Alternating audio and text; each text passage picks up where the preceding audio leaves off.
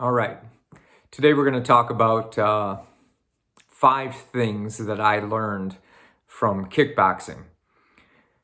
Um, I'm talking about kickboxing back in its heyday. I've been around a while. I used to do, I had quite a few amateur kickboxing fights back in the 1980s when kickboxing was popular. And I'm talking about full contact kickboxing in a ring, in a boxing ring.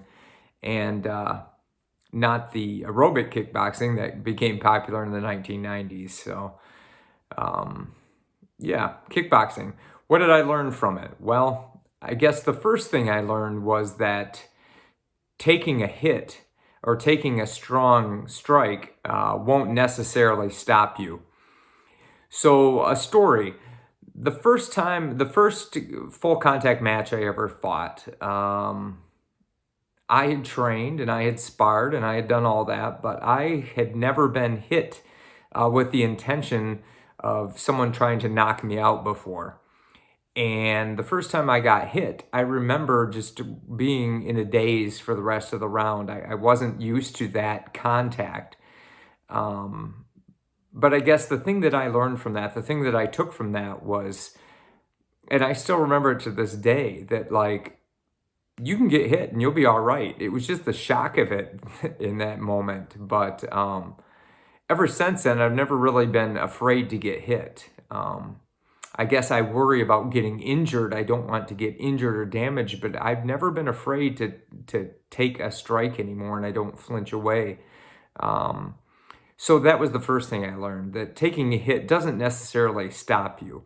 Sure, if you get hit in the right spot and with the right amount of power, you could go unconscious. Yes, that does happen, but it doesn't necessarily happen. And in a lot of fights, it doesn't happen even in the whole fight. And the fight could go on for a long time. So that's one thing I learned. The second thing I learned was that training before the fight makes the fight easier. That's one of the things I really enjoyed about it, that my efforts, had a big impact on how the fight went. And I knew, or at least I thought in my mind, that I would outwork anybody I fought. And, that doesn't guarantee anything, but I remember getting up. I was in high school at the time, and I'd get up at 4 in the morning and go run. And, I'd run about 3 miles or so and then come back and get ready for school. Yeah, train. I had a heavy bag on the garage and I'd work out. I'd do a whole workout prior to getting up and starting the day. And in my mind, I always thought, well, no one else is going to be doing this. The people that I fight, they're not going to be getting up at this time. And that kind of, made me more confident come fight time. And so I also had a friend once who had a full contact fight, and he had done some point type fighting before and took the training for granted. And boy, he didn't do too well, come the second round. He was not in shape for that kind of impact. So, training before the fight makes the fight easier. So that's the second thing I learned. The third thing, fighting full contact is kind of a mental game. In many ways, the training itself prior to the fight,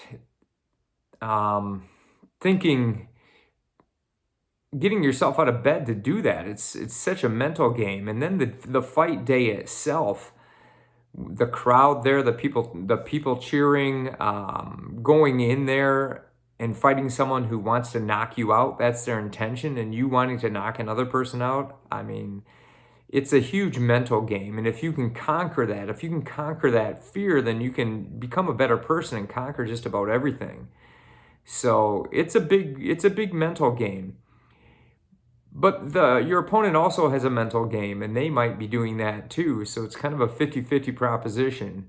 But the only thing you can control is making your mind strong and going in there with that attitude. So fighting is a mental game. The fourth thing would be that things are a bit different when it's full contact. So in sparring practice, you're not typically always going full contact, or you're going to have a lot of damage. But when you get in there and it is full contact, it's different. It's different mentally. It's different just in so many areas. And even in you wanting to hit somebody hard, but holding yourself back, a little bit so you don't tire yourself out. But when it's full contact, it's not the same as sparring practice. That's the next thing I learned. And the last thing, well, maybe not the last, but the last for now, was that offense opens you up for attack. When you're offensive, you're open for attack. But also that you can't win without being offensive or being purely defensive. So you have to have this mix of what one of my instructors called power and probing. This mix of if you only probe, if you only do like jabs and light strikes, the opponent doesn't respect you and you're not going to win. And if you only go in there with power shots, you're going to gas yourself out and you're going to be done. And then they're going to take advantage of you later. So you have to have this strategic mix of power and probing, offense and defense. You have to have both. You can't just have one or the other, at least not long term. You might get lucky being only power, but you're not going to win matches over and over doing that. So that's the next thing I learned. So is kickboxing a good idea? Yeah, maybe. But even if you don't do it, take some advice and try to learn the lessons that I've learned. And maybe it'll help you on your journey. So hopefully you found it helpful. And if you can like, share, and subscribe, we'll keep these coming out to you. All right, thanks.